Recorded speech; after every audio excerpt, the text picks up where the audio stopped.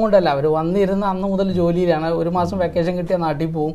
അപ്പം അവർക്ക് അപ്ഗ്രേഡ് ചെയ്യാനുള്ള ചാൻസുകളില്ല.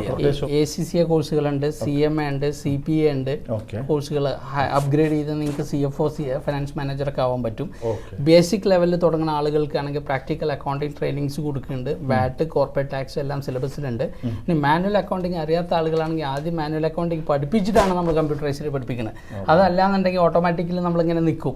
ഫിസിക്കൽ ക്ലാസ് ആവശ്യമുള്ള ആളുകൾക്ക് ഇത് മെട്രോൻ്റെ അടുത്താണ്, കരാമയിലാണ്, അൻസാർ ഗാലറിയിലാണ് നമ്മുടെ ഓഫീസുള്ളത്. അതല്ല ബർജുമാൻ മെട്രോ.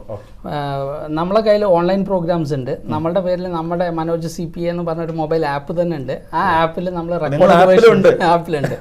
അപ്പം മൊബൈൽ ആപ്പിൽ നിങ്ങളുടെ കോഴ്സുകൾ റെക്കോർഡഡ് വേർഷൻസ് അതിലുണ്ട്.